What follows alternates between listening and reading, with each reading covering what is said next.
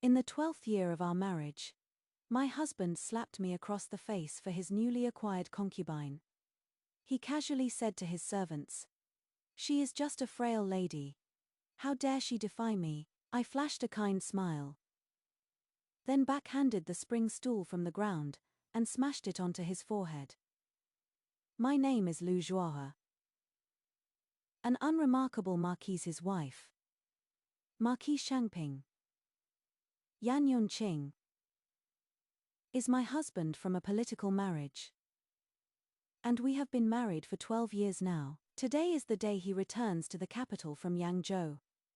He went out on official business, performed meritorious service in disaster relief, and is now being reassigned back to the capital to receive his commendation." Upon receiving the maid's report that Yan Yongqing's carriage procession was about to arrive at the mansion gate, I led the already dressed-up concubines, children, and household stewards from the back courtyard to the front courtyard. Most of the concubines' children were young, so I told them to wait in the flower hall. I then took the remaining people outside the mansion. I don't know what happened, but a journey that should have only taken a cup of tea, I ended up waiting for a full hour. Although it was autumn, the wind still made my hands and feet cold. After waiting for another, I accepted it well.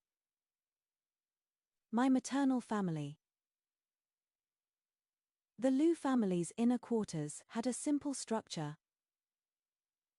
In contrast, I walked up with a smile, directly speaking to Yan Yunqing.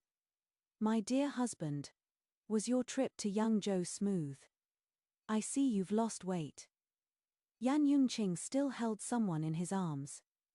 Yet he also had a tender smile, like a newlywed, and walked back with me, chatting and laughing along the way. Right after we got married, Yan Yunqing and I still had some deep affection. He was handsome and quite talented in literature, able to draw my eyebrows or paint for me, or write a few poems to praise my beauty and intelligence. It was the age when a young girl's heart begins to stir, and falling for such a person was not difficult. We had also toasted each other under the moon, pouring out our hearts. If he wanted to take concubines in the future, he only needed to inform me. I had plenty of magnanimity to tolerate others. But I must be the only main mistress. Doting on concubines and abandoning your wife, that thought shouldn't even cross your mind. At that time, Yan Yunqing even laughed at me for overthinking. I am a gentleman. How could I lay a hand on a woman? As a newlywed then, I naively thought there was some truth to his words. When at home, even if father had a huge fight with mother, he said, "What kind of man hits women?" One would imagine that the dignified Marquise Changping, an imperial relative, wouldn't do something so low class as laying hands on his own wife. I didn't pay much attention to the woman in Yan Yunqing's arms, but the concubines waiting in the flower hall erupted in a commotion. Their expressions weren't too good, but they still forced themselves to be cheerful, smiling and wanting to say a few words to Yan Yunqing. Yan Yunqing, however, acted much colder, even towards the concubine he doted on the most before leaving the capital. I just stood silently watching from the side. The concubines chattered noisily. She is only 16, with a charming smile on her lotus-like face, and her tearful eyes always seemed to reveal a desire to speak, but hesitating. Perhaps she had just entered the residence, and hadn't quite grasped the situation, or perhaps Yan Yongqing's sweet words on the way back gave her fantasies. This newcomer seemed to want to give me, this old woman, a show of dominance. Arriving half an hour late on the first day to pay respects and offer tea, Yun Yao Yao gracefully walked into the main hall. Her lotus root pink attire, making her appear even younger and more delicate, her hair was styled in a fashionable Beijing updo, adorned with elegant and charming pearls and jade. She performed a half bow, leaning slightly, and her voice was exceptionally charming. Last night, My lord was in high spirits. So we rested late. This morning. Everyone says Madam is magnanimous, please forgive me then. All right then. Not only did Yan Yongqing not come to the east courtyard to see me, and the child on his first night back home, but now she even wants to challenge my bottom line. Suddenly, the hall fell silent. The concubines kept their eyes down, minding their own business, not daring to breathe loudly. Another one who doesn't know her place has arrived. I closed the hand-copied Buddhist scripture that a concubine had just presented, and smiled gently. Concubine Yun. You've just arrived at the manor, and serving the Lord last night must have been tiring. So I naturally won't blame you. However, it seems you haven't had time to learn the rules, which is my oversight. Nanny, bring concubine Yun a bowl of sand to balance on her head, and stand for an hour, to practice her posture. Make sure she is not exposed to the sun, the corridor up front will do. The smile on Yun Yaoyao's face stiffened. She tried to struggle, but in the end, she honestly stood for an hour with a bowl of sand on her head. People came and went in the corridor.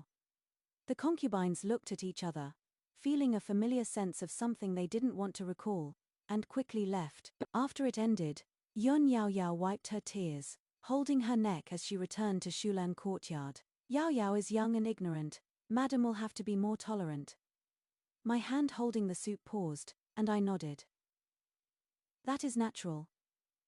Later, I'll arrange for a nanny to go and properly instruct her. After all, this is the Marquise's manor. What she should learn is indispensable, lest she disgrace our Marquise's manor in the future. Yan Yongqing choked, tactfully refusing, saying that he had already arranged for a nanny to go. Afterward, he simply asked a couple of questions about the situation in the manor, these past few months, and then said nothing more. The baby, like a New Year's painting, was less than a year old, opening her big dark, glistening eyes to look at Yan Yongqing, babbling indistinctly. Unfortunately, her father was not in the mood right now, and after not seeing her for months, he didn't even have the thought of reaching out to hold her. I held the squirming Qing Jie, lowered my eyes, a gentle curve on my lips. If it were just an ordinary concubine wanting to vie for favor and cause trouble, it would just be those same old tricks, not worth me putting it to heart. At most a beating, socializing among madams, the dispatch of personnel and resources in the manor. My personal and the Marquisate's lands and shops. These are the big matters I need to handle personally. It is just that Yan Yongqing, I don't know what kind of evil he is possessed by, actually helps Yun Yaoyao come here to pester me. It happened like this. Floating light brocade is valuable, but for a marquis, it is just the cost of a pot of wine. If it really can't be done, he could just tell me to spare a bolt from the manor. But Yan Yongqing sent someone to ask me for it. Specifically, naming the one in my box. The original words probably went something like, Yang Yao is an orphaned girl from Yangzhou City. Her parents died early. She had no brothers to help her, and her life was bitter. Fortunately, Yan Yongqing rescued her. Completing a typical hero saves the beauty story. It is just a bolt of cloth. In the past, if I saw something suitable in my dowry, I would also give it to the children in the manor, and even bestow it upon those concubines. But ultimately, it is still my dowry. Since ancient times, there has been no reason to use a wife's dowry to curry favor with a concubine. I gave Granny a look, and Granny approached with a worried look. Why didn't Aunt Yun just send someone to say something? The floating light brocade fabric is soft, and the style is bright. It has already been taken to make a small quilt for our young lady. The attendant who came could only give an awkward smile. Upon hearing this, the attendant didn't sense anything amiss, and happily went back to report. Instead of getting the floating light brocade, she received a bolt of flowing cloud brocade. So Yun Yaoyao silently shed tears when Yan Yongqing came by. When Yan Yongqing came over with a dark expression, I was embroidering Sister Qing's handkerchief. He came up and immediately questioned, Lu Shi. It is just a bolt of fabric. Why do you have to be so calculative? If you weren't willing, then fine. But I originally thought you were magnanimous, but I never expected your intentions to be so malicious. It is just a bolt of fabric. I bloomed into a smile. My eyes innocent, but then my tone shifted. Concubines in the manor who have no offspring, besides their daily necessities, receive 10 taels of silver monthly. A bolt of moonlight brocade, at most, is about 100 taels. If concubine Yun wants one, she can save for a year or so, and buy a new fashionable style. My piece is already 10 years old, I doubt younger sister would even like it. I was subtly reminding him that this was my dowry. Don't make me spell it out. Besides, I already sent her the flowing cloud brocade. Now, to make a fuss in front of the young master over a bolt of cloth, she truly doesn't understand the rules. I lightly made the decision. Concubine Yun is greedy for pleasure. Concubines need to calm their minds. Coincidentally, I have a brilliant idea here. Send over a peck of mung beans. Only when she picks out all the red beans from it, and strings them for the young master, can she come out. Husband, what do you think? After giving the orders, I finally turned to ask Yan Yunqing. What could Yan Yunqing say? In a proper household, the lady of the house makes all the decisions in the inner courtyard, unless he openly favors a concubine and disregards his wife. Yan Yunqing couldn't vent his anger at me. He was stuck, unable to breathe properly, and with a darkened face, he flicked his sleeves and left. Yan Yunqing came to my place for a visit, and not only didn't gain anything, but also caused Yun Yaoyao to be reprimanded. So she immediately started crying and making a fuss. Yan Yunqing was already displeased, and got a headache from the noise, so she gave the person a good scolding, and went to another concubine's courtyard. In the east courtyard, Nanny was braiding decorative cords on the side, and told me about the farce outside. I gave a mocking smile. Our young master probably didn't even clearly hear what concubine Yun was crying about. Nanny strongly agreed. Liu Yunjin, looking 90% similar to Fu Guangjin, is actually a high imitation made for a merchant who wanted to do Fu Guangjin business, but couldn't find weavers. Both its price and quality are vastly inferior. Noble families would rather use other things than Liu Yunjin. After all, it is a fake. How embarrassing would it be to wear it out? Especially since Yun Yaoyao wanted Yan Yunqing to pressure me into giving her Fu Guangjin, but received Liu Yunjin instead. How could she not be angry? After much effort, she finished picking beans and her confinement was lifted. So Yun Yaoyao began to ponder new ways to please Yan Yunqing. First, she learned kung fu opera. Then she learned how to make lanterns, and came to me for help. Personally making a garden full of lanterns for Yan Yunqing's birthday. The rabbit lanterns were lifelike. The lotus lanterns were vivid. And even that pair of chubby carp lanterns. The old madam and other relatives attended the grand banquet during the day, while the small banquet was usually celebrated by the master, with the women and children of the backyard. The concubines dressed up in a riot of colors, each presenting their talents and birthday gifts. The children chased each other in the garden. Having a blast, Yan Yunqing was also happy to show his thoughtfulness and benevolence, almost greeting everyone present with warm inquiries, including concubines, and children he might not see more than once a month. My eldest son, Yan Mingxiao, is 10 years old this year. He is already a young man, normally attending the Imperial College, and only returning on his days off. Today, he returned specifically for his father's birthday. He sat beside me, outwardly sitting upright and respectfully, but his eyes were fixed on the lifelike lanterns without a blink. Mother, these lanterns are just as good as the ones made by the masters outside. I smiled and added food to his plate, nodding in agreement. I can only embroider a sash. That evening's small banquet concluded perfectly. Everyone was smiling cheerfully, and Yun Yaoyao and I even exchanged a few words, as if all estrangement didn't exist. After that night, Yan Yunqing became even more doting on Yun Yaoyao. He spent most of his time resting in her courtyard. I naturally have no objection. Most of the concubines in the back courtyard have a child or two, each living their own lives. Those without children also have their own busy pursuits. As long as they maintain appearances, I don't overly restrict them. Another month or so passed, and news came from Yun Yao Yao's side that she was pregnant. Just over a month along.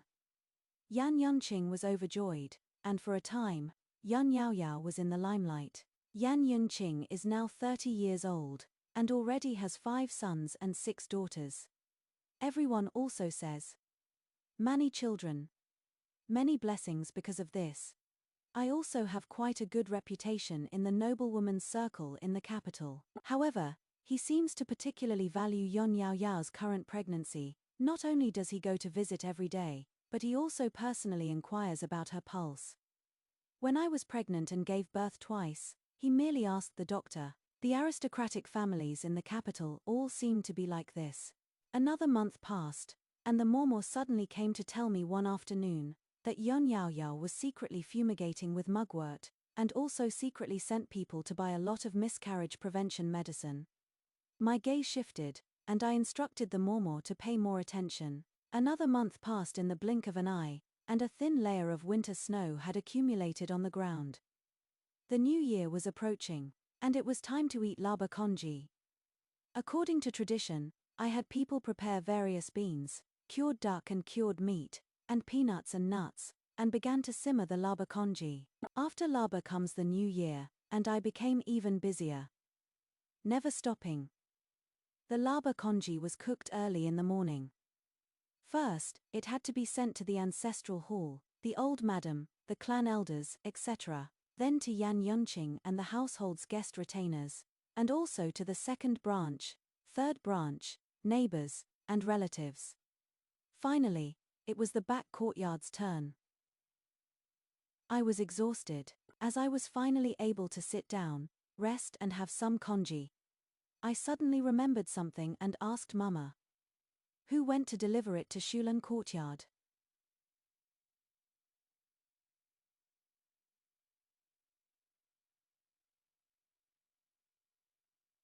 Shulan courtyard is the courtyard where Yun Yao Yao lives. Mama kneaded my shoulders for Chunju personally supervised it, and together with Xiao Tao, the head maid over there, they packed it into a food box and sent it over. Chunju is the dowry maid I brought from Yongzhou. I felt relieved and nodded. These food items absolutely must not be taken lightly. Despite this, something still went wrong. While having dinner with Qing Jie, Chunju rushed in, knelt down with a thud, and said in a panicked tone, "Madam, something has happened at Shulan courtyard." My heart sank. I immediately told the wet nurse to take Qing Jie back. Then asked, "What happened?" Chunju was somewhat flustered, but having been with me for nearly 20 years, she could still maintain her composure. "They've called a doctor to Shulan courtyard. I heard it is possible the baby won't be saved." I stood up, had someone guard the courtyard, and brought Chunju and Mama to rush over. Over there, Yan Yunqing had already arrived. The room was a chaotic mess, maids going in and out, carrying basins of bloody water in their hands. Yan Yunqing's face was ashen, sitting in the hall, looking like a storm was brewing. I stepped forward and asked, "How is concubine Yun?" The doctor, before his words had even finished.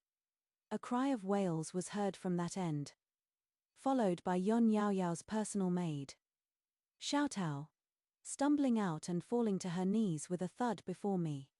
And Yan Yunqing, "Marquise, our concubine's child is gone. Is gone. You're afraid she won't be able to bear children for you in this life. We won't be able to bear children for you in this life. We won't be able to have The doctor cowered to the side. The concubine. Today she only drank a bowl of congee, and didn't eat anything else. After an indifferent glance at Xiao Tao, I looked towards Chunju. Chunju gently shook her head. Yan Yunqing slammed the table. The child was perfectly fine. How could it just be gone? Investigate for me. Make sure to get to the bottom of this. Make sure to get to the bottom as side expected. It was today's distributed laba congee. An hour passed. All the food and items used were checked thoroughly, and the doctor's gaze finally landed on the food box. After some searching, he surprisingly discovered some powder mixed with blood-activating and stasis-removing medicinal herbs, like angelica and motherwort, on the inner upper wall of the food box where the bowls were placed. Before I could see clearly, Xiao Tao burst into loud sobs. "Marquise, you must uphold justice for Yinyan." Yinyan thought it was the laba congee sent by Furen, and even though she was suffering terribly from morning sickness, she still drank a large bowl. Yinyan was completely defenseless against Furen. Yan Yunqing immediately flew into a rage, rushing 2 steps at a time to stand before me, raising his hand and delivering a slap. "Poisonous woman, you've targeted Yao Yao time and again, and now you've even poisoned my offspring. What more do you have to say?" My face stung with a burning pain, and I could even taste blood in my mouth. "My face devants, Gemaidsa." The man in front of me had a ferocious face, looking furious, utterly disappointed, and extremely disgusted. As if we weren't a married couple, but mortal enemies. He and I were originally a political marriage. I didn't seek perfect harmony, but hoped for mutual respect as guests. I took a deep breath, lowered my hand covering my face, slowly turned my head, gave him a deep look, then broke into a kind smile. Yan Yunqing paused, then frowned. While everyone was unprepared, I rushed to the wall, grabbed the spring bench from the ground, and swung my arm to smash it onto his head. I was born with divine strength, started practicing horse stance at 3, and have diligently trained in martial arts for many years. Let alone picking up one spring bench, I could even give Yan Yunqing a sweeping leg kick with a spring bench in my left hand, and an embroidered stool in my right. The sound of the spring bench hitting his forehead was exceptionally loud in the dead silent hall. Yan Yunqing was stunned, caught off guard and directly smashed on the forehead by me. In an instant, his vision went black, he swayed precariously, and fell straight down. After a moment of silence in the hall, sharp screams erupted. I quickly had the house guards stationed outside the courtyard seal, off Shulan Garden. Back when I married far away to the capital, my parents and elder brothers were worried about my safety, so they specifically had me openly bring a team of dowry servants, male servants, maids, and matrons, most of whom knew martial arts. Covertly, they actually also arranged for dozens of people to enter the capital city, one after another. Ever since I took charge of the household affairs, I've gradually brought these people in, and at the same time, I've also selected and trained my own people from both the original and new servants. As my father said, if trouble arises, I must have the ability to control the entire marquise's residence. At the very least, I must be able to control the back courtyard. After sealing off the courtyard, I first had people carry Yan Yunqing back, saying that she had fallen and hit her head due to excessive grief. I've practiced martial arts since childhood. That strike might have seemed reckless, but I had already calculated it in my mind. Secondly, I had the maids and matrons in the courtyard separately detained and interrogated. Especially that Xiao Tao and the doctor. Finally, I had people inside and outside the residence investigate. Investigate Yan Yunqing. Investigate Yan Yao Yao. This matter is strange in every aspect. First, it is definitely not me trying to harm her child. There have been several concubines even more troublesome than Yon Yao in the residence, and I never lay a hand on children.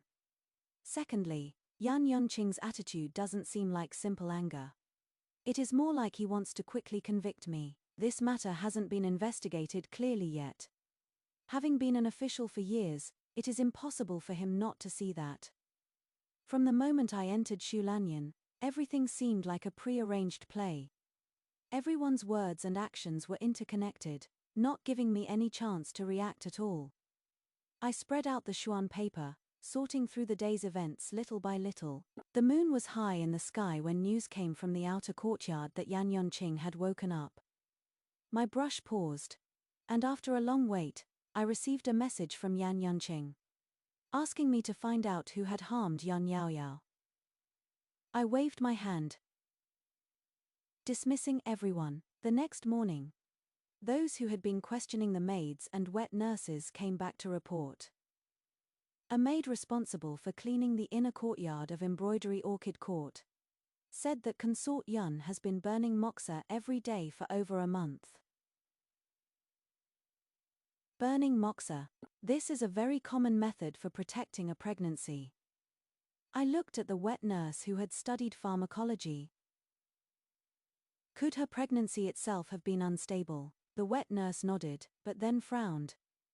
But mugwort itself promotes circulation and invigorates blood, so the dosage should be cautious. Consort Yun using it this way would actually be detrimental to the fetus. Could it not have been a miscarriage caused by Yun Yaoyao's own improper use? The wet nurse hesitated, then spoke again. Although Consort Yun appears to be a delicate beauty, her steps are steady and light, and her complexion is rosy. Her constitution should not be poor, so she shouldn't need to protect her pregnancy. Yesterday, Chunju and Xiaotao picked up the lubber porridge together, and the food box was uniformly purchased by the manor. It would be very difficult to tamper with it before it reached Embroidery Orchid Court. By evening, Yan Yunqing came over with a large bump on his head. He ordered me to find out who was responsible within 5 days. Otherwise he would make me hand over the power to manage the household. I stared into his dark, deep eyes until his gaze showed a hint of evasion. Only then did I nod in agreement. In the evening, the maid who informed about Yun Yaoyao doing moxibustion sent news again. Yun Yaoyao not only does moxibustion every day, but also 3 times a day, and deliberately doesn't let others know, always waiting until the scent in the room has almost dissipated, before letting others enter the room. She only noticed it because her sense of smell was exceptionally sensitive. 3 times a day, moxibustion every day. How is this for preserving the fetus? It is clearly to cause an abortion. The nanny listened from the side, shaking her head repeatedly. I flipped through the papers on the table, feeling something was wrong. Even if she herself doesn't understand. Don't the nannies serving her understand? Every pregnant woman is assigned an experienced nanny, specifically to serve her. Precisely to prevent the mistress from being inexperienced, and the maids from being inexperienced. This has been a rule in the mansion for many years, and Yun Yaoyao is currently favored. So it is impossible for the nannies serving her not to be dedicated. Send someone to investigate the nanny serving Yun Yaoyao. To see what is going on. Now we can only take it one step at a time. A day later, it was time to go pay respects to the old madam. After all the sisters-in-law finished speaking, the old madam kept me back alone. Probably about Yun Yaoyao's matter. The old madam shifted her body slightly.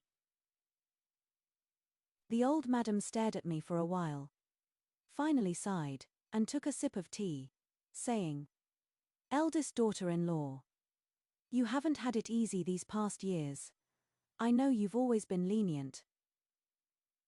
But if you're too kind-hearted, it will disrupt the rules." I respectfully replied. It was Juawa's oversight, and I still trouble mother to worry. The old madam sighed again and waved her hand. This isn't your fault from now on. Just properly restrain those in the back courtyard.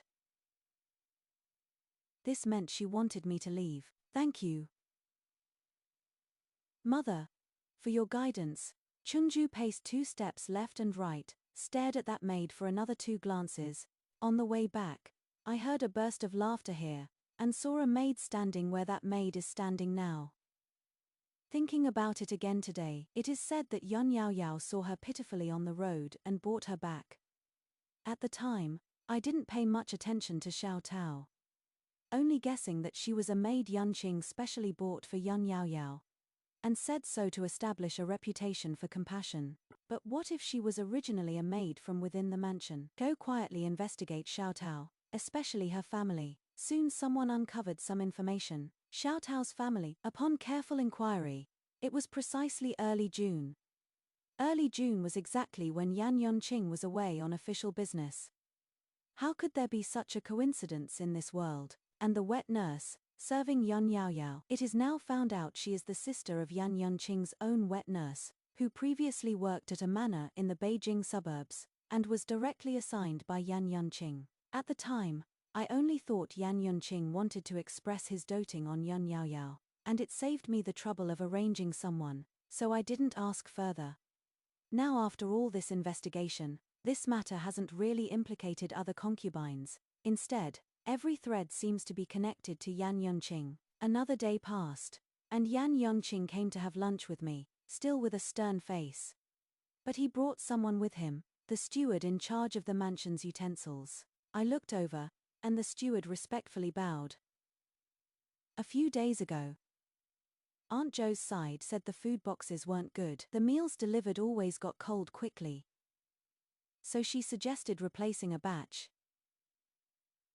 They look the same, but the patterns underneath are different. On that day, apart from bowls, chopsticks, and spoons, a few days ago, inviting young ladies from other manors.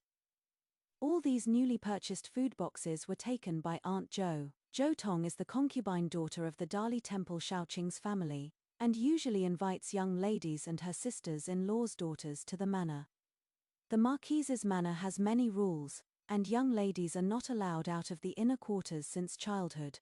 For such small banquets, I usually turn a blind eye. When she heard they were newly purchased, back to the kitchen on the morning of Laba, and before he finished speaking, another servant boy came to report. Under the peach tree in Fuchun Garden, where Jo Tong resides, remaining dangui and yimacao were found, along with safflower ground into powder. Yan Yunqing's eyes were dark and menacing, and he coldly ordered the person to be brought over. When Jo Tong came over, she still had a bewildered look on her face. She secretly looked at me, and I pursed my lips and shook my head. Yan Yunqing heavily slammed the teacup in his hand onto the table, scolding, "Jo, harming an heir. What do you have to say for yourself?" Jo Tong was startled, falling to her knees on the ground with a thud, her voice even starting to stammer. "Marquise, I didn't. I don't know." Yan Yunqing's gaze was chillingly cold as he threw the packet of powder, dug out from under the tree, in front of her. "The medicinal powder that caused Yao Yao's miscarriage was found in your courtyard, and the food box was also taken by you. The evidence is conclusive." La tipped up the paper packet from the ground. A faint, familiar floral scent and earthy smell still lingered on it. She shook her head desperately, shouting that she was wronged. "Marquise, I have no reason to harm concubine Yun. I've been wronged." Saying this, she crawled over, crying, to hug my leg. "Madam, save me. I didn't harm anyone. I've been wronged." Yan Yunqing kicked over, and I quickly reached out to pull her away. Yan Yunqing then grabbed the teacup beside him, and threw it, cursing, "You venomous woman. Guards Jo's jealousy is inherent, and she harmed an heir. Punish her with confinement." Jo Tong was covering her injured. I pulled her back a bit, glanced at the old woman who wanted to come up and drag her away, and argued with Yan Yunqing. "Marquise, there might still be something fishy about this matter. And moreover, this concubine knows concubine Jo's character. She would never do such a thing." Yon Yao Yao, however, rushed in at this moment, her small face pale and on the verge of collapsing. "I have no grudge against you, my child. Yu Fei, give me back my child's life." With that, she pulled a golden hairpin from her head and stabbed it towards Jo Tong. Jo Tong flinched, pushed out her hand, and Yun Yao Yao let out a cry of pain.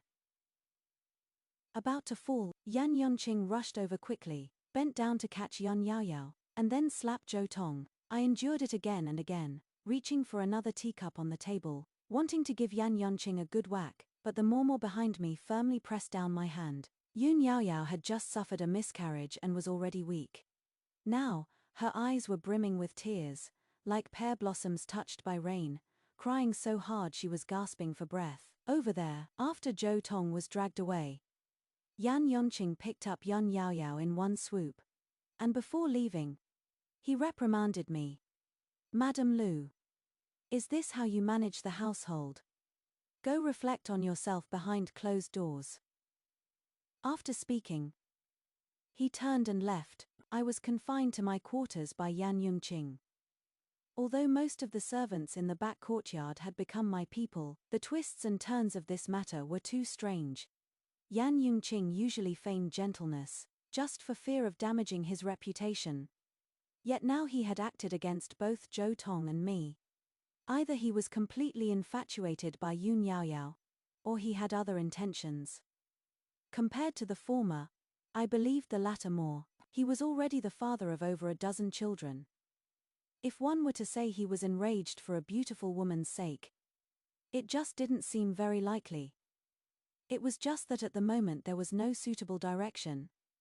So I could only bide my time. Clues soon presented themselves. More than 10 days later, Yan Yunqing came to find me on his own accord. His attitude could be said to have turned upside down, returning to his former cheerful and warm smile. He sat beside me, teasing Sister Qing, and said in a gentle voice, "After the new year, I want to host a banquet for the Grand Tutor. At that time, I'll trouble Zhuohua to make the arrangements for me." So he had a favor to ask of me. When Lord Shu arrives with his family, I'll have to trouble Madam to take care of them. Yan Yunqing looked at me with a smile, his expression composed. I brought Sister Qing back, so naturally, I agreed. During the new year, Yan Yunqing and I, as usual, attended various palace banquets and drinking parties. Amidst the comings and goings, we still exchanged smiles like before, and others praised us for our unwavering affection. As for the injury on his head, Yan Yunqing said that I slipped while walking in the snow, and was about to fall, and he fell himself trying to help me, hitting his head. Finally, I'll still have to trouble Madam to take care of me. Yan Yunqing held my hand, looking at me affectionately, a spring breeze-like smile on his lips, showing no trace of the ruthlessness he had when he slapped me. I smiled without speaking, gently withdrew my hand, and lowered my head. In the eyes of others, I was just shy. Anyway, as long as we haven't divorced, we have to continue pretending to be a deeply devoted and loving couple. Even though I had knocked him unconscious with a spring bench just a few days ago. During the new year, Yan Yunqing also took me to the Grand Secretary's residence. The current Grand Secretary Shu, already past 40, was also a young prodigy back then. He went to see Lord Shu, and I went to admire plum blossoms with Madame Shu. I also met Madame Shu's youngest daughter, Shu Shi Niang, Shu Lihua. Shu Lihua is only 14 this year. The youngest daughter of Mr. and Mrs. Shu, whose older brothers and sisters above her, have all started their own families, and whose eldest child is already preparing to attend the Imperial Academy. The young girl was strikingly beautiful and elegant, her crimson cloak in the snow outshining the garden full of red plums. She was extremely lively, glancing at me from afar, her expression full of curiosity and vitality. Madame Shu chidingly smiled and scolded. "She is just a mischievous monkey. Not at all as quiet as I was back then." I smiled and responded, "With you and Mr. Shu looking after her, even if she is lively, it is perfectly fine. My girl Qing still can't speak yet. It is truly worrying me to death." Madame Shu smiled and said to me, "You should talk to her more often, and she'll learn faster. Maybe she wants to give you a surprise." The two of us just made small talk and chatted like that. When it was time to say goodbye, Madame Shu led me outside, and as we rounded the winding corridor, we both paused simultaneously. Yan Yunqing stood in the pavilion, while Shu Lihua sat beside him, resting her chin in her hands as she gazed at him. One in red, one in blue, they surprisingly seemed quite a match in the snow. The smile on Madame Chu's face stiffened, and she turned to look at me. I returned a composed smile, walking forward with a natural demeanor. "What is my husband talking about with Miss Chu?" I asked with a smile as I approached. Xu Lihua quickly interjected. "Rumors say that Marquis Changping and his wife have a deep affection for each other." Lihua was merely asking the Marquis for advice on how a husband and wife should get along. I hadn't spoken yet, when Madame Chu immediately stepped forward, slapped Xu Lihua on the back. "Little girl, have you no shame?" I waved my hand, not really caring. In the carriage on the way back, Yan Yunqing spoke as if mentioning it casually. "Miss Xu and I didn't say anything. You don't need to take it to heart." I retracted my gaze from the window, glanced at him, and then slowly said, "Husband, don't worry, Miss Xu is not yet married. It is quite normal for her to be a little curious about these things." Back at the East Courtyard, anyway, the Prime Minister's legitimate daughter wouldn't lower herself to be his concubine. Chunju pursed her lips and said nothing more. Sometimes I even admire myself. What is it called when one's words become an omen? Isn't this the best example? "When will you come to marry me?" This was Xu Lihua's slightly coy and naive voice. "Tuan Niang, please wait a few more days for me. Once everything is properly arranged, I will welcome you through the door with an 8-bearer sedan chair." This was Yan Yunqing's specially softened voice. I hid behind the rockery, listening to their sweet nothings. Today was the day Lord Xu's family came to visit as guests. Xu Lihua said she wanted to walk around, so I sent one of my maids to accompany her. In a flash, the person was gone. He rushed back, wanting to report to me, but ended up bumping into the servant boy. I had recently arranged to keep an eye on Yan Yunqing's every move. The two of them put their heads together. On this side, Xu Lihua had vanished, and on that side Yan Yunqing came alone towards the back, and the timing was roughly the same. What a coincidence! It truly was too coincidental. And so, here I am, standing here now. You said you didn't like Lu Zhuahua. So why have I seen you being so good to her these past few days? Xu Lihua pouted, her expression displeased. Yan Yunqing gently embraced Xu Lihua and softly coaxed. "Her health isn't good. She doesn't have much time left. Tuan Niang, bear with it a little longer. We can't let her find out. My health isn't good." All of a sudden, my hairs stood on end. I immediately turned around and returned to the East Courtyard. My health might even be better than that womanizer Yan Yongqing. The meaning of his words was simply this. I gave Lu Zhuahua something. She is going to die.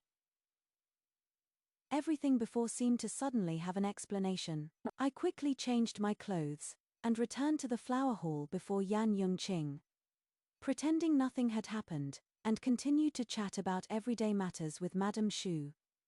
After seeing off the Xu family, I rushed back to my courtyard without stopping. Mama was already waiting to the side, her expression serious. Qingjie was held by Chunju, whose face also looked unwell. My heart skipped a beat, and I quickly dismissed everyone. Entering the back with them, Nanny placed a longevity lock and a jade ruyi on the table, saying in a low voice, "Madam, this is a serious matter. I'm afraid you might have to contact Yongzhou. I found something fishy in this jade ruyi, and also discovered that someone tampered with Qingjie's longevity lock." Nanny placed both powders in front of me. The longevity lock was personally put on Qingjie by Yan Yunqing on New Year's Eve. The jade ruyi, however, was a birthday gift given to me before I was even pregnant with Qingjie. I tensed up, my voice unconsciously trembling. Will Qingjie be affected? Nanny's face paled. and it was a while before she managed to say, "Can't say for sure." My legs instantly gave out, and I collapsed onto the couch. This jade ruyi was Qing Jie's favorite toy.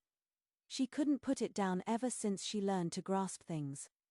I almost spat out a mouthful of blood, my eyes swimming with a bloodthirsty rage. Yan Yongqing, you truly have a vicious heart. Even a tiger won't devour its own cubs. I held Qingjie tightly in my arms, my hands trembling as I fumbled over her tender, bewildered little face, my throat choked, unable to speak. Now is not the time for weakness. I immediately sprang into action, sat at my desk, pondered for a long time, and penned a letter to Yongzhou. At the same time, I had people pack valuables and set out under the pretext of going to Huguo Temple in the suburbs to pray for the old madam, who was about to celebrate her 50th birthday. My hands trembling, I put the longevity lock back on Qingjie. I held her, whispering softly, "Qingjie, Mummy will definitely protect you. This is the last time we'll wear this broken thing." Chunju put the jade ruyi into the trunk and nodded at me. Taking Qingjie's wet nurse with us, our party grandly left the mansion. My convoy went directly to the manor at the foot of Huguo Temple, which was my private property acquired after marriage. In the evening, I sat aside, silently watching the wet nurse take out the jade ruyi from the trunk and hand it to Qingjie. Qingjie took the jade ruyi and giggled. I quickly got up, walked over, picked Qingjie up in my arms, turned around, and coaxed her into giving me the jade ruyi. Chunju covered the wet nurse's mouth from behind, then with a swift movement, slit her throat. The wet nurse didn't even have a chance to cry out. The nannies and maidservants waiting outside the courtyard quietly came in and dragged the person away. The wet nurse was sent by the old madam, and a packet of silver money and scented powder from inside a longevity lock, which shouldn't have belonged to her, were found in her courtyard. Some of the scented powder was mixed into cream, and it was very likely applied to Qingjie's body. Qingjie likes jade ruyi scepters, and very few people knew this. That day, upon investigation, it was discovered that the wet nurse was a maid who served Yan Yongqing when he was a child, and she had been dismissed from the mansion before my marriage. Within 2 days, the people monitoring the Shu mansion and Yun Yaoyao simultaneously sent back news. Yun Yaoyao's older sister was actually Shu Lihua's wet nurse. Adding Shu Lihua's remark, "When will you come to marry me?" And then these days. It is clear they've known each other for some time.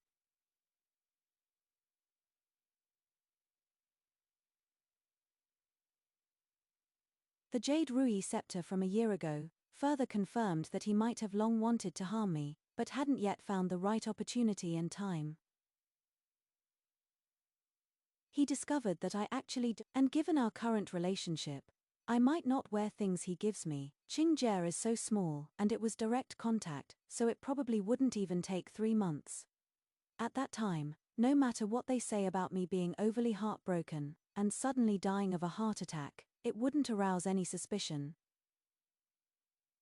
But it is okay, Yan Yongqing won't live much longer anyway. A month later, at the royal hunt, husband disappointment, holding Qinga and sighing, "The child is still young and can't be." Yan Yongqing looked at Qinga, his gaze lingering on her neck, nodded, and left. I pursed my lips and smiled, unfolding the folded paper on the table, on which was clearly written, "Everything is ready. Just waiting to catch the turtle in the jar." It wasn't long before news came that the emperor was assassinated. Marquis Changping rendered meritorious service by saving the emperor, but was killed by villains, dying on the spot. The emperor was deeply saddened, and specially permitted Marquis Changping to be buried with the title of Duke Zhongguo. Marquis Changping's heir, Yan Mingxiao, inherited the ducal title after coming of age, and is now enfoffed as the duke's heir. Marquis Changping's wife Lu Zuahua was enfoffed as first-rank lady in Guo. When I returned to the Marquis's residence, now the Duke Zhongguo residence with my people, everything was mournfully white. I wore a pained expression and fainted from crying several times. Outsiders all said that Yan Yongqing and I were deeply devoted to each other. One day, when I went to attend to my ailing mother-in-law, she stared into my eyes, her lips opening and closing, her voice like a broken bellows. "Was it you? Was it you?" I looked puzzled, tucked her blanket in, and said with a hint of grief from losing my husband, "Mother, what are you talking about?" Juawa doesn't understand. Mother-in-law's fingers trembled. Trying hard to grab my sleeve, I stood up, gracefully avoided her, and bowed deeply. "Mother is overcome with grief. Please rest well." Juaha takes her leave. A month later, I was trimming the orchids in my room. When I turned around and saw Yun Yaoyao still kneeling on the ground, I chuckled, put down the scissors, and gracefully sat down. "Tell me, what about concubine Yun's background and your elder sister?" Yun Yaoyao no longer showed her usual frailty. Her expression was calm. It turned out that Yan Yunqing had connected with Grand Secretary Xu, the chief minister of the cabinet, 2 years ago. He had gotten everything he could from our Liu family. He wanted to advance further, so he got in touch with Grand Secretary Xu. He wanted to follow the example from before and form a marriage alliance with the Xu family. But Xu Lihua, as the legitimate daughter of the Grand Secretary, couldn't be a concubine, so I had to leave, and Yan Yunqing's reputation had to be protected. Yan Yunqing planned to find a woman outside to provoke me, plus the jade ruyi from before, and the coral bracelet he gave me later, a long lifelock in another sense. Preferably 1 corpse, 2 lives. Unexpectedly, I don't like wearing jewelry. Yan Yunqing hadn't even noticed in 10 years of marriage. By the time Sister Qing was born, the person he wanted to use to provoke me had been completely subdued by me, and he himself had to go away on official business. This time, he wanted to ruin my reputation, and then divorce me, and the best charges were jealousy and malice. As Xu Liua grew older, she worried that Yan Yunqing was taking things too seriously, so she assigned Yan Yaoyao, her wet nurse's biological sister. To him, Yun Yaoyao went to the place where Yan Yunqing was on official business beforehand, transformed herself into a young Zhou skinny horse, a type of courtesan fey concubine, and then fabricated a story of being a pitiful orphan girl to return to the capital. Her mission was to constantly provoke me, preferably to make me get a bad reputation. Xiaotao also went there at that time. She was Yan Yunqing's person, and her task was to clarify the relationships within the manor, and my situation to Yun Yaoyao. "But madam, I'm pregnant." Yun Yaoyao covered her face, her voice hoarse. "I feel the baby in my belly. I can't bear it. I can't bring myself to do it." Yun Yaoyao couldn't bring herself to harm me using her own child. At that time, my lord told me that if I wasn't willing, I should just give birth to the child, and he would talk to Miss Xu. Yun Yaoyao's eyes revealed a dazed look, and large drops of tears fell. "Then the nanny by your side taught you moxibustion?" I sat down next to her. Yun Yaoyao nodded, her expression pained. She said moxibustion was good for the baby, and I had indeed heard that. So I believed her.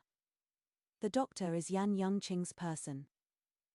Yun Yaoyao continued to nod. In other words, Yun Yaoyao couldn't bear to frame me with her child, and Yan Yunqing, though not saying it openly, secretly had the nanny increase the intensity of the moxibustion. So what caused Yun Yaoyao's miscarriage back then wasn't some powder on the food box at all, but prolonged moxibustion. That is when I knew. He didn't expect me to dare hit back, nor did he expect me to be able to seal off Shulan Garden with a single command. All of this exceeded his plan, and he began to hold his ground. When I found out that Xiaotao's family suddenly moved as a whole in June, he panicked, worried that I would continue to investigate, and it would trace back to him. He hastily threw the blame onto Zhou Tong. He told me to cause a scene to confuse things. Then, using the excuse of the steward's incompetence, He grounded me, wanting to turn the page on this matter and replan. But Xu Lihua wasn't happy about that, so he had no choice but to go all the way and poison me directly. As for what happened after that, Yun Yaoyao didn't know. I told Yun Yaoyao to get up, but she refused, asking me in a daze, "Madam, could you tell me, how exactly did he die?" I just smiled without a word. Yun Yaoyao showed a bitter expression, hitting her head on the ground. Yaoyao offended Madam before, but will still have to rely on Madam to live from now on. Please punish me, Madam. After thinking about it, I had someone give her 20 planks. They hit her palms, after all. She was also deceived and used, lost her child, and her sister was reportedly demoted to the suburbs, so she has been punished. As for how Yan Yunqing died, I started learning martial arts as a child, and my master said that of all martial arts, speed is paramount. Everything requires speed, accuracy, and ruthlessness. I sat quietly at my desk, opening the folded papers from Yongzhou. One letter read, "Little sister, don't panic, it is just a matter of removing the father and keeping the child." One letter read,